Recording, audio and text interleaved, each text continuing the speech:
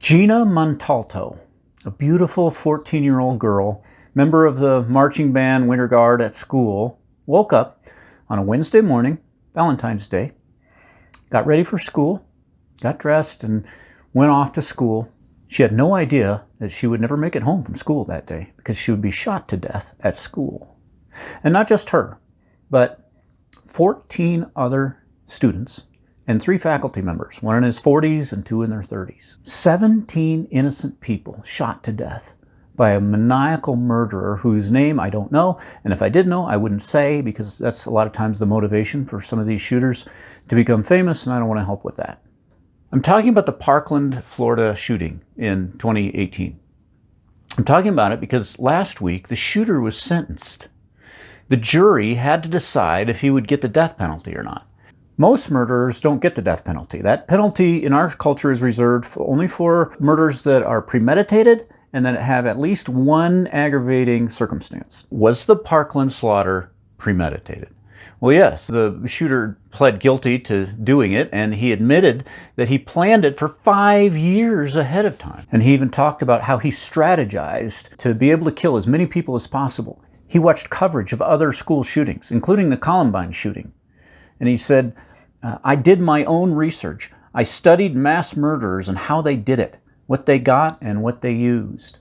He said from researching things like that, he learned, first, watch for would-be rescuers, keep distance from your targeted victims, attack as fast as possible, wear clothing that blends in so you won't be spotted as an intruder. He said, quote, I have a small opportunity to shoot people for maybe 20 minutes. He said the reason he finally stopped was, quote, I couldn't find anyone to kill. I didn't think anyone else was in the building. So premeditated? Yes, for years. Planned or in the heat of passion? No, it was carefully planned. Did he know it was murder? Yeah, he said he even studied other murderers, his words, in learning how to do it. And yet the jury decided not to give him the death penalty. Evidently, they felt the death penalty is only for murderers who are worse than this guy, worse than massacring innocent children for kicks. This sentencing has sparked a debate among commentators, and I've heard Christian commentators saying that they didn't think it was such a bad verdict because they don't know if they support the death penalty. And they cite their pro-life stance. They say, how can we say we're pro-life? How can we be anti-abortion on the basis of the sanctity of human life and then turn around and say, oh, we're going to kill certain criminals? If we believe in the sanctity of human life, don't we need to believe in it across the board? Well, what is the answer to that question? And why is it that most people who are pro-abortion are anti-death penalty? And most people who are anti-abortion support the death penalty? Is that a contradiction on both sides?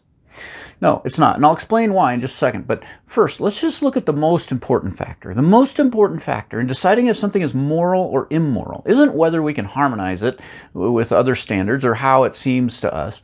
The only important factor in determining morality is what God says. So what does he say? God is very clear on this point. Genesis 9:6, whoever sheds the blood of man, by man shall his blood be shed, because in the image of God, God made man. Very clear. Now some might say, wait, that's old Mosaic law. We're not under the law anymore. We're under grace. Well, it's not part of the Mosaic law. God gave this law long before Moses was even a gleam in his father's eye. And someone might say, well, that's the legal system for ancient Israel. It's not for us. Wrong again. This is way before ancient Israel existed. There was no such thing as Israel in Genesis 9. This was given to Noah. And it's reaffirmed in the New Testament as well. In Romans 13, Paul tells us to obey the secular governing authorities because of the fact that God has given them the sword. Romans 13:4, if you do wrong, be afraid, for he does not bear the sword for nothing. He is God's servant and agent of wrath to bring judgment on the wrongdoer. So God has given the sword to governments. The sword is not for spanking people. It was an instrument of death. It was the most lethal weapon of the day, which is why they used it to fight wars. This verse is very clear that God gave governments the authority to put people to death, and that's in the New Testament. So it shouldn't be a debate among Christians. If you believe the Bible, you should be in favor of the death penalty for murderers. And I would argue, not just the worst of the worst murderers, but all murderers.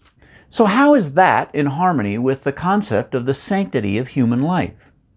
Answer: the whole reason why God requires the death penalty is because of the sanctity of human life.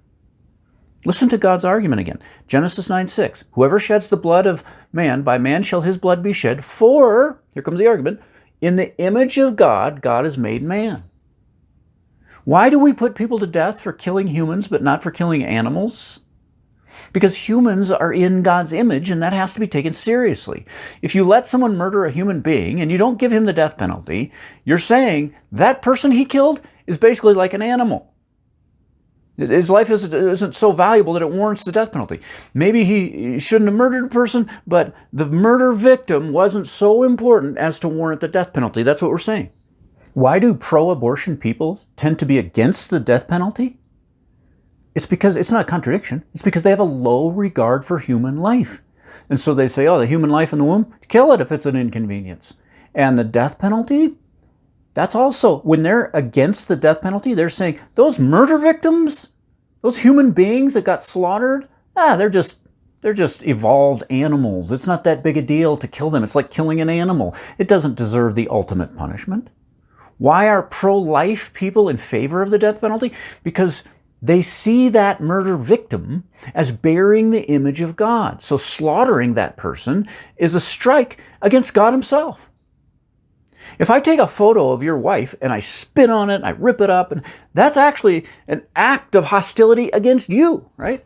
And murdering the image of God is an offense against God that is so serious that God says, if you do that, you forfeit your right to live. When they read that sentence in the courtroom, that he's not going to get the death penalty, all the parents of the kids were just mortified and very upset. And I've heard some people say, they shouldn't have been so upset. Those parents, they're just vengeful. They want vengeance. They need to learn to forgive. Were they vengeful? I don't know. Maybe they were. I don't know any of those parents. Maybe they had vengeance in their hearts, and maybe they have unforgiving hearts. But I wouldn't assume that just naturally, just because they were upset about this verdict. The verdict was a terrible miscarriage of justice. It could be that they are forgiving people, and they don't carry vengeance in their hearts, but they also care about justice. And the reason they were upset was because their children who had been murdered were now being treated like mere animals because the one who murdered them was not given the ultimate penalty.